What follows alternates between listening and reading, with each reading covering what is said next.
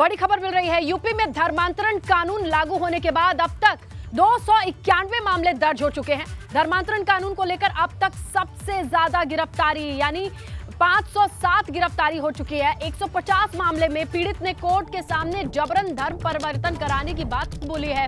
नाबालिगों के धर्मांतरण के मामले अब तक 59 हैं। बरेली जनपद में सबसे ज्यादा मामले दर्ज हुए हैं। साल 2020 में प्रदेश में धर्मांतरण कानून लागू हुआ था, लेकिन अब जरा आंकड़ों पर नजर डालिए। इसे लेकर के 500 से ज्यादा गिरफ्तारी 507 से ज्यादा गिरफ्तारी हो चुकी है।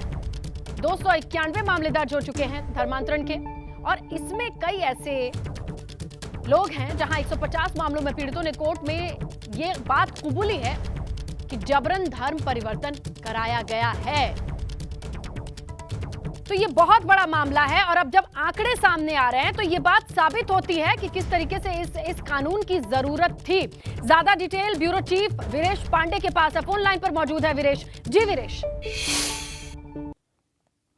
ये योगी आदित्यनाथ सरकार ने कोशिश की है और जबरन धर्म परिवर्तन कराने पर न्यूनतम 15,000 रुपए के जुर्माने के साथ साथ 1 से 5 साल की कैद का प्रावधान किया गया।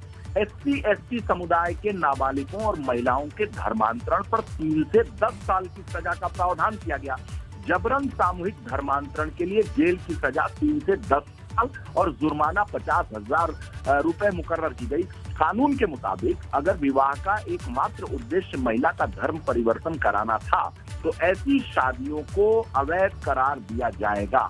इसे हतोत्साहित करने की कोशिश योगी आदित्यनाथ की सरकार हर तरीके से जुर्माना लगाकर हो, सजा देकर हो, कानून के हर प्रावधान से कर रही है। और ये नतीजा है कि अगर हम यूपी की बात करें तो सख्त हुई योगी सरकार की वजह से 291 मामले इस मामले में दर्ज हुए हैं। धर्मांतरण कानून को लेकर अब तक 500 से ज्यादा गिरफ्तारी हो चुकी है। 150 मामलों में पीड़ित कोर्ट के सामने जबरदस्ती धर्म परिवर्तन बदलवाने की बात कबूल चुके हैं। नाबालिगों के धर्मांतरण के मामले में अब तक 60 के करीब मामले दर्ज हो चुके हैं। अगर हम यूपी की बात करें तो सबसे ज्यादा धर्मांतरण की जो कहानियां आ रही हैं और चीजें हकीकत में बदल रही हैं वो है बरेली जनपद। बरेली जनपद और बरेली मंडल के आसपास ये चीजें ज्यादा देखने को मिली है। साथ ही मेरठ मंडल में भी ये बातें देखने को मिली हैं, और सरकार इसके लिए काफी प्रयासरत है कि इसे कैसे रोका जाए। उत्तर प्रदेश में लगभग अगर हम दिव्यांगों की बात करें तो दिव्यांग बच्चों का धर्मांतरण कराने वाला भी रैकेट था, उसका भी खुलासा योगी सरकार कर चुकी है। आप सोचिए कि दिव्यांग बच्चों का धर्मांतरण कराने का एक रैकेट बहुत बड़े लेवल पर काम कर रहा था बरेली मंडल और मेरठ मंडल में। उत्तर प्रदेश में लगातार धर्मांतरण को लेकर सख्ती के साथ पेश आ रही है योगी सरकार और इसे हतोत्साहित करने की कोशिश कर रही है। प्रदेश में 27 नवंबर 2020 से गैर कानूनी धार्मिक रूपांतरण निषेध कानून लागू किया जा चुका है।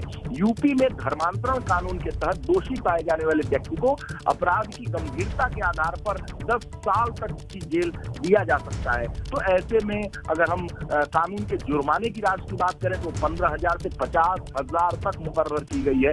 तो हर तरीके से जुर्माना लगाकर जेल में डालकर उसे हतोत्साहित करने की कोशिश योगी सरकार कर रही है। और ऐसे जो रैकेट चलाने वाले लोग हैं और ऐसे गिरोहों पर अंकुश लगाने का निर्देश योगी सरकार ने हर जिलाधिकारी और SP कमिश्नरेट को दिया है कि ऐसे मामलों में सख्त से सख्त कदम उठाया जाए और कोई कोर कार्रवाई अगर बच रहा है तो उस पर लापरवाही पर एक्शन पंचम तल यानी CM सेक्रेटरिएट लेगा। और इसकी मॉनिटरिंग खुद मुख्यमंत्री गाए बगाए ACS होम अपने संजय प्रसाद के साथ करते हैं और साथ ही DGP के साथ चौहान के साथ भी वो करते हैं। तो ऐसे में इस मामले को लेकर खुद मुख्यमंत्री योगी आदित्यनाथ बहुत संजीदा है और जो हाल में सामने घटनाएं आई हैं उसको लेकर मुख्यमंत्री ने अधिकारियों की नकेल कसी। ACS प्रमुख सचिव होम जो संजय प्रसाद हैं उनसे उन्होंने पूछा कि आखिर इस तरह की घटनाएं क्यों हो रही हैं। साथ ही उन्होंने DGP चौहान से भी जवाब तलब किया कि आखिर इसको कैसे हतोत्साहित किया जा सकता है। बिल्कुल वीरेश, लेकिन इस कानून को बनाने के पीछे का जो मकसद था कि ऐसे नियमों की वजह से मामलों पर नकेल कसी जाए, ऐसे मामले सामने ना आए। देखते हैं कि इसका कितना दूरगामी परिणाम और आगे देखने को मिलेगा। शुक्रिया वीरेश जानकारी के लिए।